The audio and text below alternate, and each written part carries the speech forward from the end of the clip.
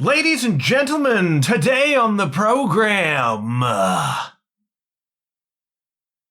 think the cabin fever is settling in, kids.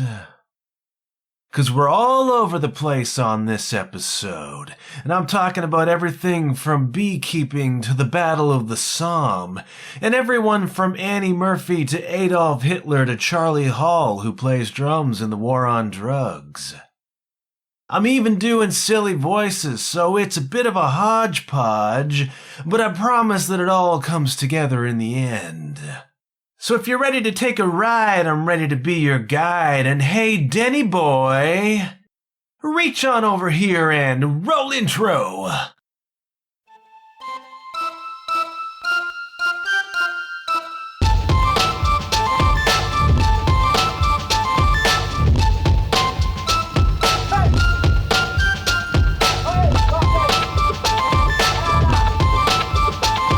Hello, you're listening to the John Huff Podcast.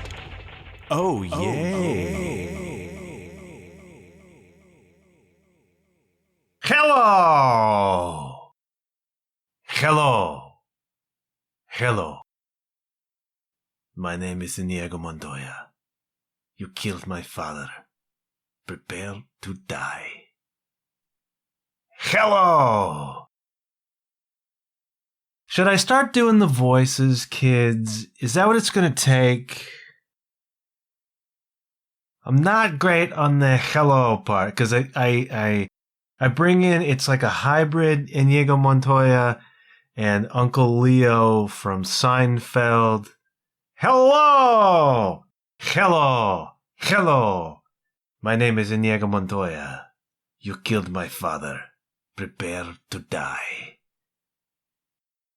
I'm thinking, maybe I need to do that, kids. Maybe I need to pull from my long catalog, my library of really bad accents and really bad voices, Inigo Montoya being today's choice. And maybe that's what it's going to take to put me over the top, because there's something I can't do, which seems to be the real key to success in the online world, in the influencer world, which is bikini photos. I can't pull the people with the bikini photos. My bikini days are well behind me, I'm sad to say, and that sneaks up on you. I gotta be honest about that. It sneaks up on you because you think you're perpetually in your 20s and you reach this. Listen to me, younger listeners. I know I skew to a young demographic over here. This is gonna happen to you. You're gonna reach a point where you're no longer in your 20s and you're gonna take a look around at your peer group, and they're going to be 40 or 44 or 47. And you're going to think, man, those people look old. And you're going to think you don't. And you're going to be wrong, as I am wrong, because I'm starting to call myself the silver streak, because I got the silver streaks going in my hair like crazy these days. And my hair is long. My hair is like soil samples. You know, on shows where they dig deep into the ground and you can see like the layers of the Jurassic period or whatever, the Mesozoic, is that one? I don't remember. I took rocks for jocks when I was a university student because I was obligated, because I went to a science-focused university, that being the University of Guelph in Guelph, Ontario. Go Griffins. I never went to one football game. I was in an arts program, taking the English, taking the history, and they obligated me to 2 science credits. So I took rocks for jocks, which is a misnomer because it was hard. Geology, but I don't remember my layers. I don't remember my periods, even though I'm a history person and I oughta, but, you know, the primary focus of my historical research Research is the wrong word. I never took it that seriously. My focus as a history person tends to be military, tends to be 20th century. So, I do love dinosaurs, but I didn't really keep track of the layers. What the Pleistocene is one. I know that. Not Plasticine, Pleistocene. And the other course that I took for a science credit at the Venerable University of Guelph was Apiculture, which some of you will know is beekeeping. And you think to yourself, hey, John, what's beekeeping got to do with becoming a world-famous podcaster? And your guess is as good as mine, but I have one treasured memory of that course. And it was the day when my professor was lecturing, and this cat was into bees. And ahead, if you can picture this lecture theater, it's like raised seating, so it elevates from front to back, and there's like a desk and a board at the front, and everybody looks down on this little lecture hall that held 100 people, maybe, something like that. And there's doors at either end of the front, right? So you can come in, and there's a teaching space, and then you go up the steps to the chairs. Can you picture that? Are you with me, kids? And one day we're in beekeeping class, and we hear buzzing in the hall. Buzzing. Buzz, buzz, buzz. And then a giant bee pokes his head around the corner of the door, and our professor does not see this, but the students do, and a ripple goes through the crowd. And then all of a sudden, the whole bee comes in, and it's a dude dressed as a bee with like a stinger off the back, and he comes buzzing into our lecture theater and pretends to sting our professor, and then buzzes out the other side and is gone. That's what we call hijinks, kids. There were some hijinks in my beekeeping class. And why did an English major have to take beekeeping? I don't know, but I did get that memory out of it. And funny thing, my niece actually is a beekeeper and makes her own honey. So it comes full circle, Life, the circle of life. I take apiculture, my niece has bees. That doesn't matter. What matters is I took rocks for jocks. I can't remember the layers, but my hair looks like layers now because at the very bottom, my hair is still relatively long and it's like brown, like it used to be. And then as you go up the layers, you see it beginning to get grayer and grayer and grayer and grayer. So if I cut it off, and there's like a thing happening right now where dudes are shaving their heads for quarantine, if I shave it, not if I shave it, but if I cut it short, serious gray man, I will look like Anderson Cooper, and that's a scary thing to me. Not that there's anything wrong with Anderson Cooper, but when you're accustomed to a certain shade of hair, and in one fell swoop, it's gone, you become someone new, and that's a strange, strange thought. And not someone new in a good way, like a woman, a girl, colors her hair, and she typically becomes, younger her again, and that's a good thing. I cut my hair, I become even older me, not such a good thing.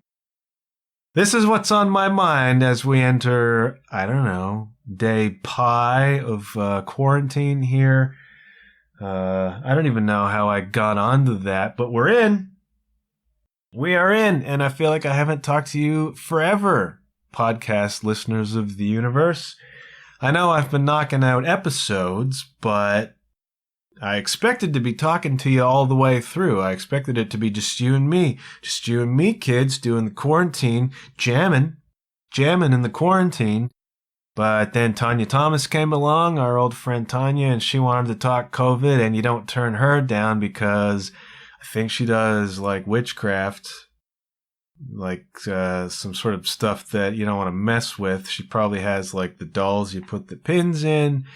And so when Tanya comes along and says she's got something to say, you open the floor because she can call in powers that are way beyond what I can understand. So Tanya came along, and then I had the interview booked with Tanya Marie Harris because I really wanted to tell her story. And thank you to the many who have told me how much they appreciate that story. I think it's a great one. And so I wanted to get that out. And then Denny and I had the great idea to do a virtual Rotasode, and we pulled in Ken the Zen on that. So when you begin to add all of this stuff up, it becomes a month, really, since I've talked to you. And what a month it's been. And so I got to ask you, how's it going, listeners of the John Huff Podcast, in their millions around the globe? Man, how are things? I was chatting with a person this week from Australia, an Aussie. I don't know if that was good or not.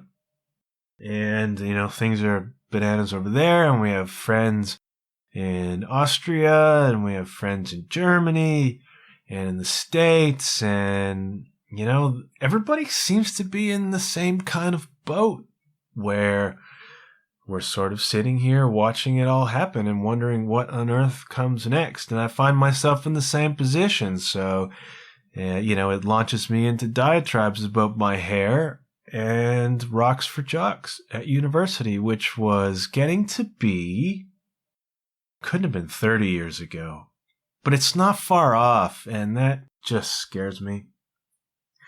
Time is a funny thing, kids. It's scaring me, but I hope you're doing okay. I had something of an experience of this whole situation this week. I went out to the grocery store, and if I've learned anything from this whole pandemic, it's how much we take simple pleasures for granted, Like going to the grocery store is a traditional kind of a pain, And we go a couple times a week, whatever. We pick up what we need. And it's a pain. It's like, man, we got to go shopping. How luxurious. How fortunate that there's a store you can go to and buy basically any food you want. And you could, until a couple weeks ago, just walk right in the door. Walk right in the door, get your stuff, go to the counter, pay, go home. Right? And I went to the grocery store this week, and we're trying to do stock up for like 10 days. Doesn't it make you appreciate what you bring home, how you plan it, how you try suddenly to stretch things, And I know it's like a crime, all the food that people throw away. And we're becoming like super vigilant about not throwing anything out, about freezing things that we're not using, like we're trying to not have to go to the grocery store. So we're stretching these grocery dates out for like 10 days that we can do it. And so we hadn't done that. And in the 10 days-ish between when we first went to the grocery store, when this went down, and then when we had to actually go get supplies, things changed, man. So I can remember going to Walmart like 2 weeks ago or 3 weeks ago. It was maybe a little bit longer than that. It was just before we went into self-imposed quarantine after our Mexico thing. We had to get some stuff. And we just walked in the door, and I mean, there was like, stuff was laid out. Social distancing was in place. And maybe this was the second trip we made. So it was maybe 2 or 3 weeks ago. And you had to keep your distance, and they had things lined up so that and you get in the line to pay, and you've got the little markers on the floor, and like things were happening, but we walked right in, right? And so, okay, more or less normal, strange, like a weird vibe, a strange vibe. And that vibe persists. It's out there. It's everywhere. If you've been out in the world, then you know what's up. It's those pictures of Los Angeles with no cars. You know what I mean? It's like weird end of the world Netflix show vibe out there.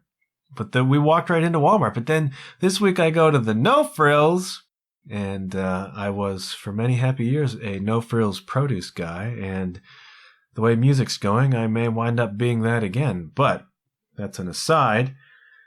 But I went to the No Frills, and I saw the people lined up spaced 6 feet apart all the way down this whole plaza. And I'm like, are they lined up for the no-frills? Are they lined up for the Shoppers Drug Mart at the other end of the plaza?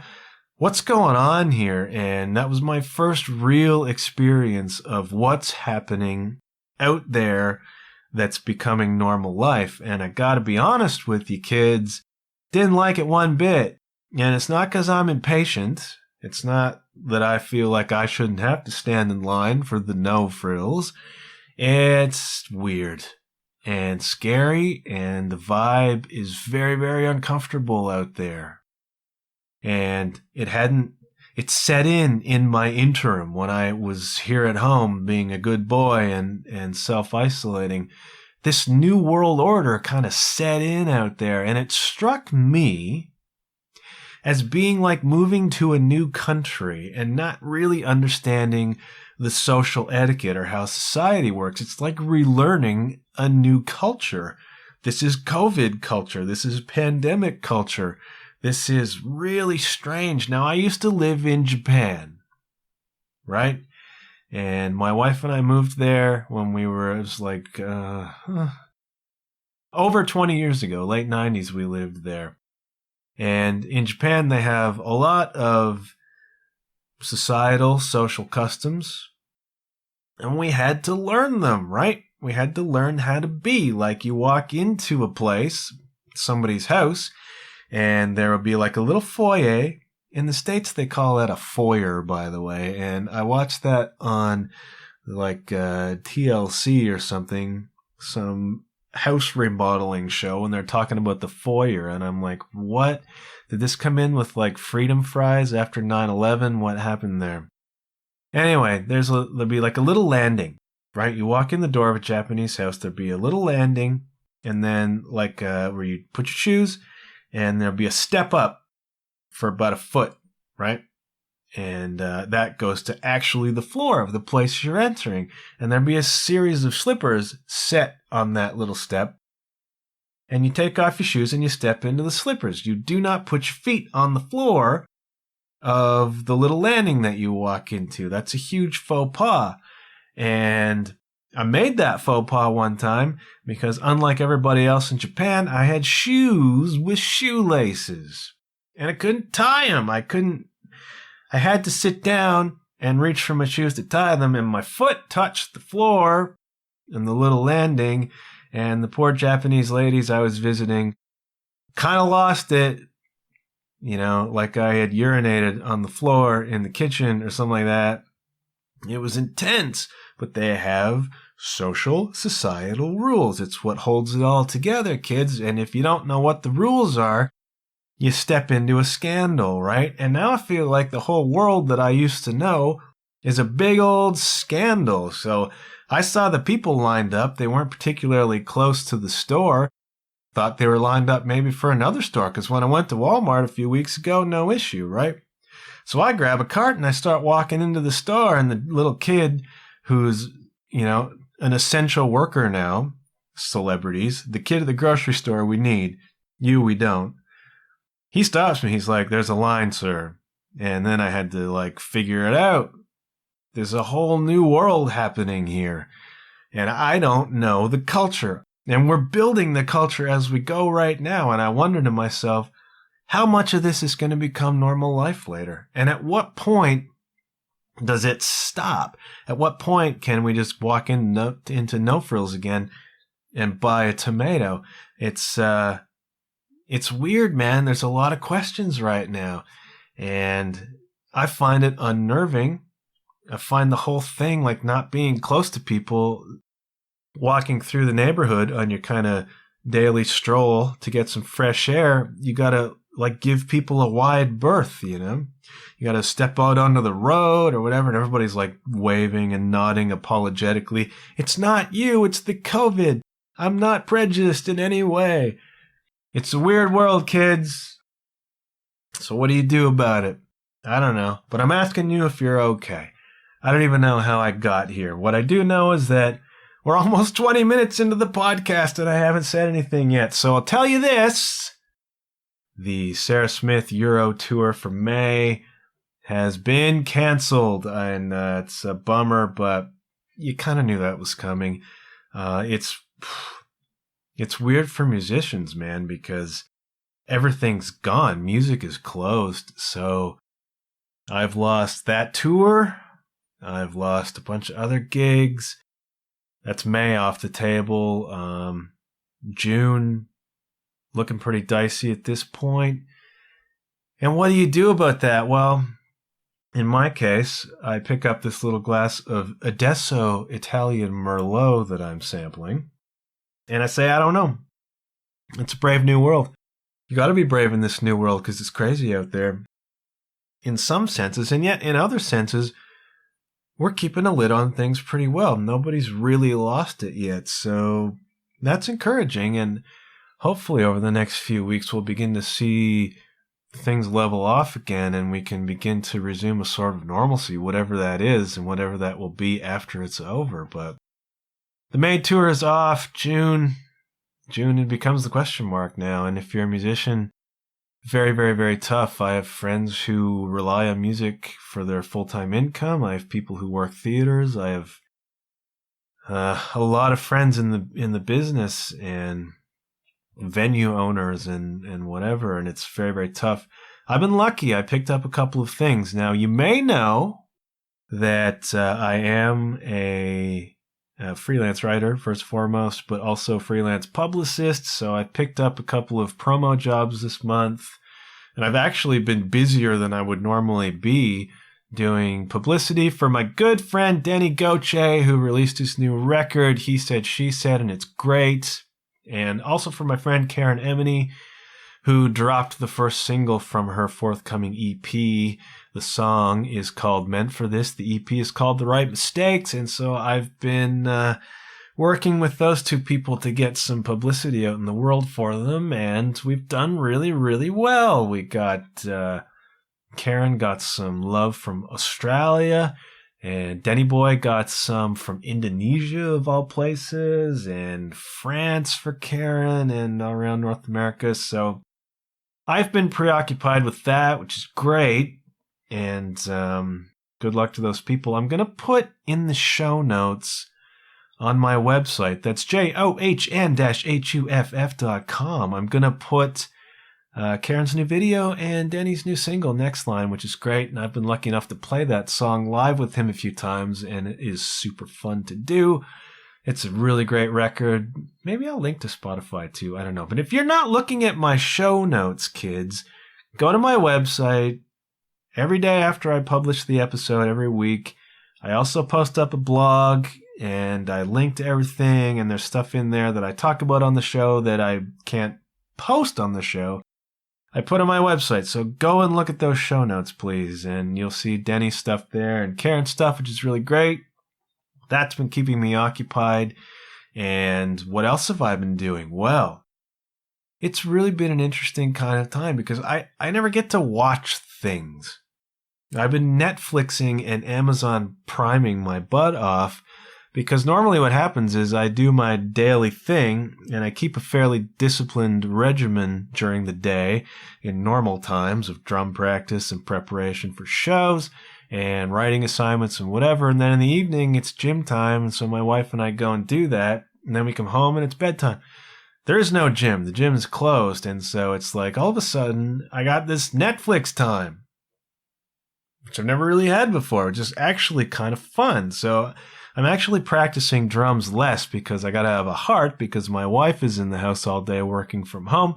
So I can't make all that racket, which, okay, I'm going to talk about that in a minute. But this gives me Netflix time in the evenings, which I've never had before. So there's a couple things I want to tell you to watch, particularly if you're a history person. Now, you may also know that in addition to being a publicist, I am also a history person big time, and particularly a First World War and increasingly a Second World War guy. So there's a couple things I want you to check out. If you are a history person and you're interested in this stuff, go to the Netflix and check out Hitler's Circle of Evil. All right? This is a smashing docuseries of kind of actual film footage and stuff that they shot in color for the purposes of this documentary. It's like a 10-part series, and it's all about the machinations, the relationships, the backstabbing between Hitler's henchmen. Your Goebbels, your Göring, your Bormann, your all these cats who were the big capital N Nazis. Heinrich Himmler, you remember Himmler? All these guys, and it's a whole docuseries about how those people tried to get close to Hitler, tried to screw each other over, and all the stuff that was going on behind the scenes between those guys vying for power with and post Adolf Hitler. And if you're in any way interested in the Nazi Party, Second World War, any of that stuff, or just a crazy political Machiavellian tale about idiots and what they do when they're in power, smashing stuff. So I highly recommend Hitler's Circle of Evil. Over on the Prime, there's a great series called The Great War. It's like a multi-part series, kind of intro level to World War I, which is my personal hobby horse. Really great. Some very rare footage on that. There's another one on Prime called The Somme, which is a whole 2-hour thing on the Battle of the Somme. Also, actual footage and then recorded footage later. Really, really powerful stuff. The Battle of the Somme, kids, for those of you who aren't aware, was perhaps the worst, biggest battle of the Great War. Fought in 1916. Million or so casualties on both sides. Darkest day of the British Army, July 1st, 1916, when the British Army suffered 60,000 casualties, including 20,000 dead in one day. Not pleasant. And a moment that scarred all of Britain and a lot of Canada eventually when the Canadian Corps got there later in the year. And most of those people were volunteers. That was the volunteer army that was raised. And the British professional army, which was rather small by European standards, was mostly wiped out in 1915 and the early part of 1916. And it was the volunteers who marched to the Somme that day and went over the top and all got killed. And these were called PALS battalions. They all signed up together from the same little town, which is a great idea in theory. You go to war with your buddies and there's like an accountability there and a camaraderie, and it's kind of built in, and then you go to war together, and that's a great idea until you all go over the top together and all get killed, and then there's 80 or 100 death notices come to your little town, and that is traumatic. And that leaks through generations. That leaks through a society. If you're seriously into the Great War and you haven't listened to Dan Carlin's series, Blueprint for Armageddon, you need to do that. Now, Dan Carlin is one of the great podcasters of all time. He runs something called Hardcore History, and Blueprint for Armageddon was like a 6-part, 5-part First World War, Great War series that he put together. And these are like massive things, 3-4 hour episodes. And I've been through the whole thing at least 4 times because it's my thing. And Dan Carlin was very articulate about the fact that the people who came home from the Battle of the Somme went on to be the leaders and the opinion makers and the people running British society. And so their experiences in that battle and in other battles, that leached into the world, into their culture. It changes things. And I wonder if we're having one of those moments right now. This is not a battle of the Somme, but man, people are dying by the thousands, and we're all having this experience, and it's changing us. And I do wonder, how does this change us going forward as cultures, as people? And, I meant to start this off with the simple question, who will you be when it's over? Who will you be when the pandemic is over? And it will be over at some point in time. It will end. We will resume a kind of normalcy, perhaps a new kind of normalcy. But we're in this period right now This 3 weeks or 4 weeks or 2 months, whatever it happens to be. And it is potentially, and for the good, a life-changing period of time. And who will you be when it's over? There's a golden opportunity here to change. Now, I know that's a lot of pressure. And I know people are talking about Shakespeare, self-isolating during the bubonic plague and knocking out King Lear or whatever it was. And there's this sudden pressure on people to produce something. This is your golden opportunity. Where's that novel? Where's that record? Where's that business? A lot of pressure, man, because creative work takes an environment. And some people, fire up in an environment like this that is somewhat chaotic. Other people are just trying to hold it together. And still other people are trying to pay the bills, this is not necessarily a conducive time for creation. But ask yourself the question, who will you be when this is over? This is on my mind because what we're seeing right now is an opportunity to really focus, okay? Now, maybe you're working from home, maybe you're not. Maybe you're at home with a lot of time on your hands, and that is gold. That is an opportunity to really focus in on what you want to do, what you miss. That's important. What do you miss right now? That's a clue. And, what can you improve about yourself right now? I said I'm not practicing as much, and that's me being generous to my wife, but I'm focusing in hard on some of the deficiencies in my drum game. And I got a bunch of them, a list as long as your arm. A list as long as Kareem Abdul-Jabbar's arm of things that need improvement in my drumming game. But I'm focusing on a couple of the big ones because I have that opportunity to do this right now. It's like, what do you got? Right? What do you got that you can focus in on right now and improve? And when this is over and you can emerge from that different in some powerful, positive, profound way that sets the table,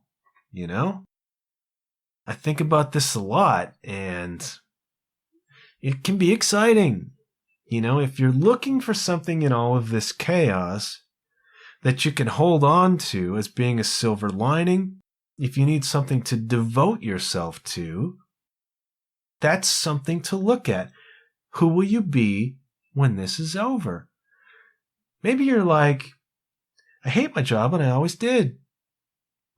And what I'd really like is X. You're realizing that now. Here's your opportunity to maybe lay that foundation, to do the research, whatever, to find out, Maybe what you really wanted was time to exercise. Here it is, you can set this goal for yourself. Like, when this is over, I'm going to be 15 pounds down. I'm going to be lean and mean because every day I'm going to go out walking. And when I go to the grocery store once every 10 days, I'm going to get good stuff, healthy stuff. And I got time now to cook it. You can set yourself new lifestyle routines. Hey, there's books on my shelf that I've been aiming to read. There are online courses that I've been aiming to take. There's been stuff I've been meaning to look into to improve my brain function, to improve my cardiovascular fitness, to improve my knowledge of XY, to learn how to use Photoshop finally, to learn how to put something up on YouTube, to learn how to make a podcast. The opportunity is here right now. We have been shaken, we have been pulled, we have been thumped out of normal life. And we are living in, some of us, a kind of suspended animation right now. It's like today is Saturday, but it feels like any other day right now. And I don't know if you're having that experience or not, but if you are, maybe there's time here that you can use. And what will you do with that time? The time is going to go by, kids. The time is going to pass. The question is, what are you going to do with the time? It's a golden opportunity, So I'm trying to improve my foot in particular because it's a weakness, And I've been online hard watching live shows of drummers who inspire me. Now, I talked on the virtual Rotasode about Chris Powell with Brandi Carlile. Go watch that on the PBS, Austin City Limits. They opened up a bunch of their shows, so you can go watch for free. Brandi Carlile, drummer Chris Powell, is exactly what I want to be as a drummer. Now, I watched that show not expecting that. I went in to watch Brandi Carlile because I had heard some of the music, but I hadn't paid that much attention, and I know she's super popular. And she's a singer-songwriter in the vein of style of music that I play best and that I aspire to play. So that's an education, kids. You go watch. If you're a musician and you aspire, I always say to people, I say to indie bands, I say that old cliche, dress for the job you want. You've heard of this? Dress for the job you want. If what you want is to be a CEO, but you're an entry-level marketing and communications person, dress like the CEO. Dress for the job you want. I say this to indie bands all the time. Build a show for the stage you want. If your ambition is to be playing 2,000 seaters, then build your show like bands that play 2,000 seaters. Don't be one of those Friday night bar bands. Go in pro with a show for the stage you want. Now, I look at somebody like Brandi Carlile and I'm like, I want to play at that level, right? And I do. And so, I'm watching shows of people who play at that level. And I'm watching the drummers who are playing the shows of the people at that level. And I was not expecting Chris Powell. I was going in to watch Brandi Carlile and her band. But then I started watching this drummer play, and it's like, that's it. That's it. That is the pinnacle for me. And he didn't do anything super duper flashy, right? But solid, tasteful, tasty, gentle, hard when he needed to be, just in the pocket. And I'm like, that's it, man. If I can get a gig where I can play like that, I will be happy. I will be fulfilled with that. And that's exciting. And I've been watching The War on Drugs because their drummer, Charlie Hall, is another guy that I emulate. Another dude who does not do anything super flashy. This is something that I noticed, kids. You go on the Instagram and you see the drummers who are busting out these crazy fills, crazy independence, crazy speed, technical, amazing stuff. And then Charlie Hall and Jason Tate and Chris Powell and these cats who are playing high level, they don't do that stuff. They're pocket players, they are groove players, they play the songs, they play for the music. Those are the people I aspire to. And so I've been watching a lot of live War on Drugs, who are a great band. Go on YouTube and look at the War on Drugs live. Just fabulous. I watched a Death Cab for Cutie show from 2018, I want to say. And Jason McGurr is maybe my favorite drummer. He's certainly one of them. Now, Jason McGurr does some flashy stuff because, man, does he have that in his wheelhouse. He is an inspiration. And he's an inspiration and he's not an inspiration in the sense that he does stuff that I'll just never be able to do. He's a singular. There's genius, man. It's like footballers. There are levels of dudes. A bunch of guys in the Premier League, some of them are at the very top. Some of them are Mo Salah, and some of them are Pierre-Emerick Aubameyang. Go Arsenal. And some of them ain't. Some of them are just good pros. I'm aiming for a good pro. If I could possibly get there, that would be great. But I love Jason McGurr. And it's inspirational and educational to watch people playing at the level you want to play at. So I've been doing that. Been working on my weaknesses. I've been watching people who are playing the stages that I want to play on. And here's your opportunity, my friends. wherever you are right now, if you're in this bizarre suspended animation where you're not working or you're working less and you don't know what to do with yourself, here's the opportunity to explore, to read that thing, to look online, to do the research, to find out, to practice, whatever it is, you know? And I think that's a golden opportunity. And when this is over, when we emerge from this into a new world that I hope will be a better, more compassionate world that is more focused on better freaking priorities, less focused on money, and a whole hell of a lot more focused on being happy, and a world where people have access to healthcare. Now, I'm in Canada, and we're pretty good at that, where people are compassionate. I hope we come into a world like that, where we see how much less pollution there is, where we see how changes in lifestyle habits, changes in the way we prioritize things can change the world around us. I hope we come into that world. But no matter what world we come into, we have the opportunity to emerge into it as somebody new, somebody better. So my encouragement to you is to do that, to take this opportunity and use it. You don't have to write King Lear. Shakespeare was a sort of literary Obama-Young, singular. You don't have to write King Lear. You don't have to write a new EP. But man, here is an opportunity. If you've got time, take it. And I know it's scary. And I know bills are a problem. And I know all those things. But try to see the advantage here. And the advantage is maybe you've got some time. And you can think about who you want to be when this is over. Now, I've already filled more time than I expected to. But there's something else I want to talk about. And it's an inspirational thing. And it's an educational thing, and it's a lesson.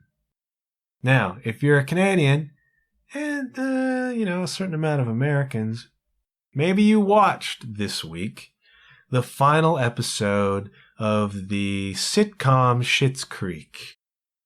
It's not a swear. That's SCHITTS, Schitt's Creek.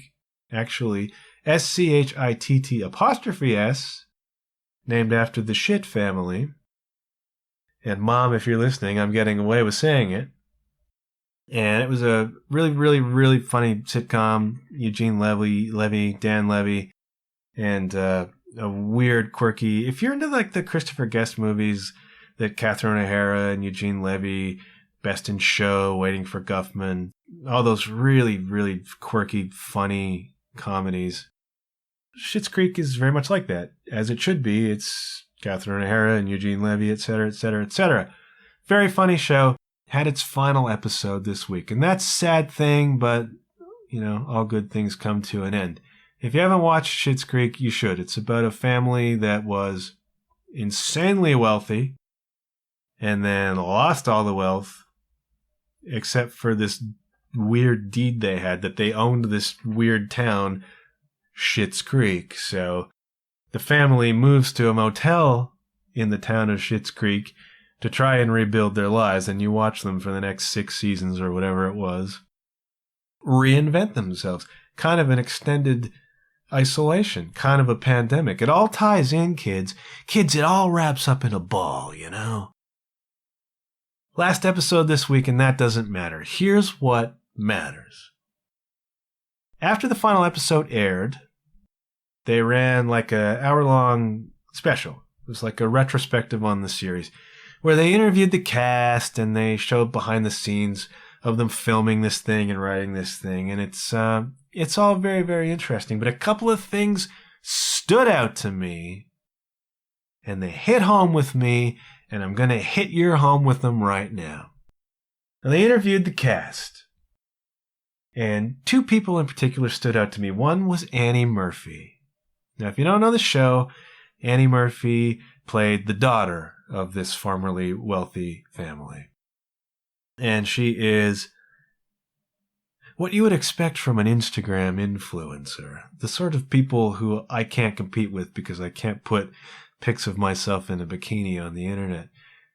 Vapid, wealthy, party girl, no consequences, yada, yada, yada. Fine. And she becomes more mature, whatever person by the time this is over. That doesn't matter. You watch the show. I'm talking about the actress Annie Murphy, who played Alexis Rose.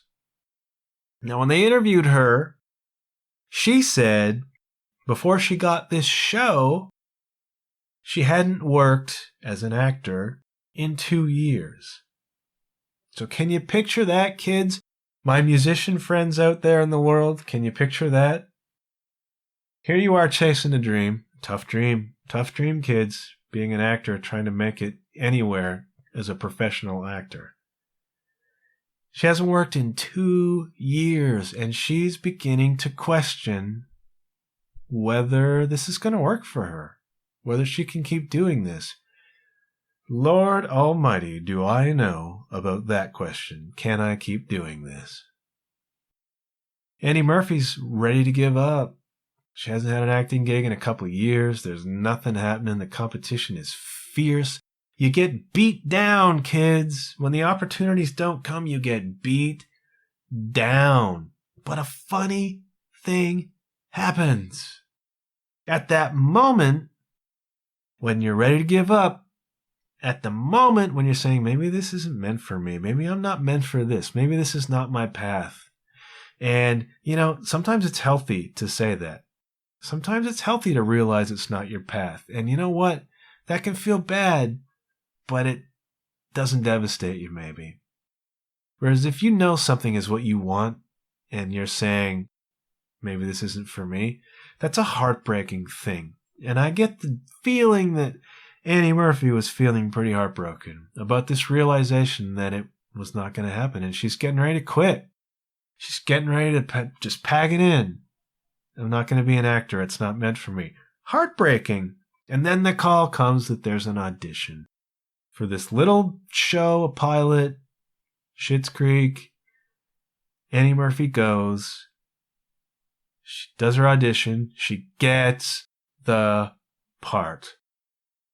And I forget how many actresses, like dozens maybe, who read for this thing. Annie Murphy got it. She held on just long enough. How many times have you heard about the people who held on just long enough? So my encouragement to you, if you're out there right now and you're getting ready to give up the dream because maybe this isn't meant for you, but you're doing the work and you're putting in the effort and you're trying and your heart is in this, look at Annie Murphy. Look at all the people who were at the end of the rope, at the end of the line, just about to let go. And then it all changed in a moment. Suddenly she finds herself on what becomes a hit show. And she has a career. Not convinced? Then let's step down the line, shall we, kids? Because they also interviewed Jennifer Robertson. Jennifer Robertson, who played Jocelyn Schitt on Schitt's Creek. All right?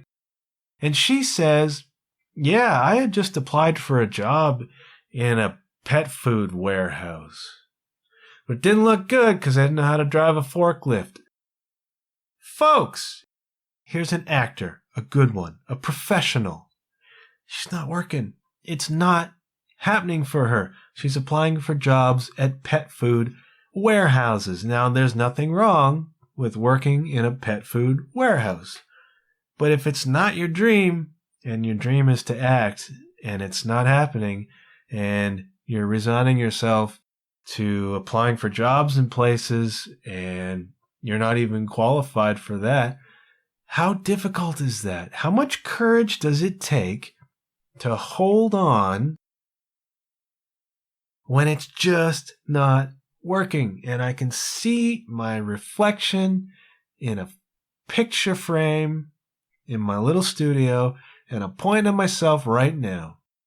How much courage does it take to hold on when the auditions are not working out, when the parts are not coming, when the podcast audience isn't growing, when music is closed, when the opportunities don't seem to be there to grow as a player, or if you're writing and nobody's reading, or if nobody's publishing your book, or if nobody's buying your script, or if nobody's casting you in anything, how much courage does it take to hold on?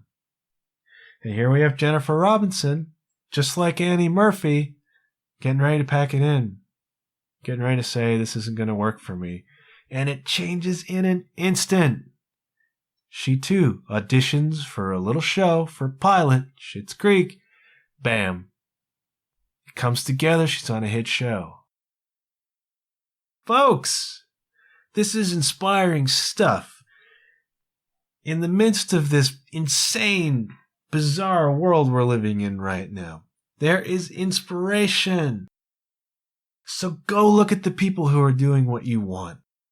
Go look at the people who are playing at the level you want to play at, who are performing at the level you want to perform at, who are Instagram influencing at the level you want to influence at, who are running a business at the level you want to run it at, who are working the job that you want to work when this is over. Here is your opportunity to research that, to find out about it, to draw inspiration, to lay the groundwork, to do the prep.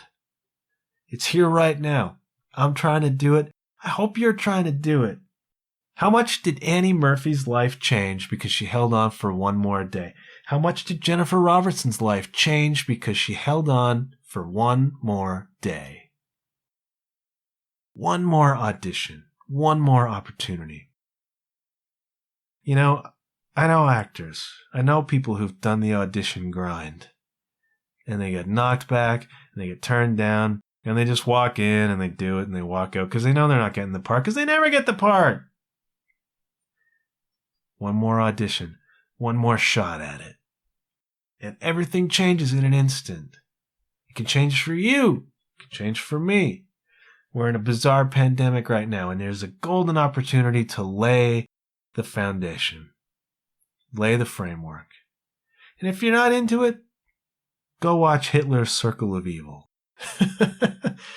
Sometimes you just need entertainment, so go get that if that's what you need. But recognize the opportunity. Think hard about who you want to be when this is over. And draw inspiration from the people who have done it. There's more stuff I wanted to talk about, but we're at almost an hour. How does an hour happen? You talk about beekeeping. And the people come in their thousands to listen to you. Folks, I'm going to sign off. There was more stuff I wanted to talk about. I'm going to save it. I'm going to save it for next week.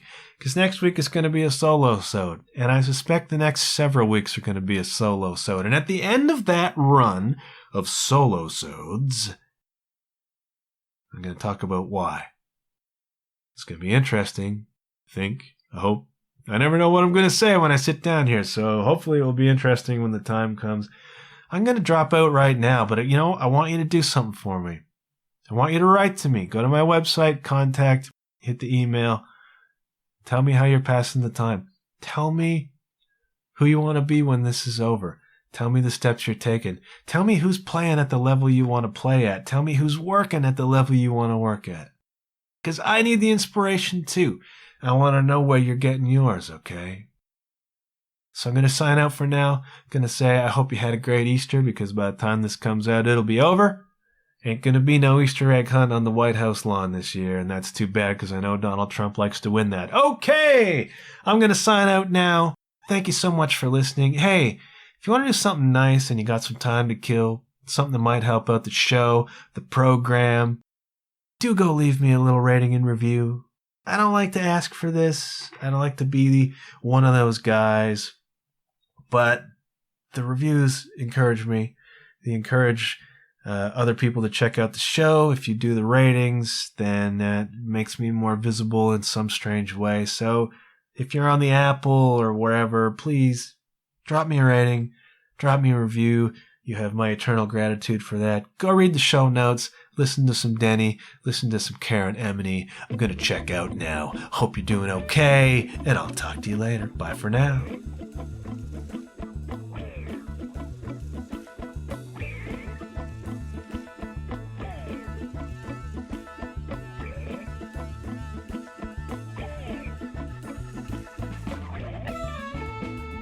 Thank you once again, gentle listener, for taking in today's show.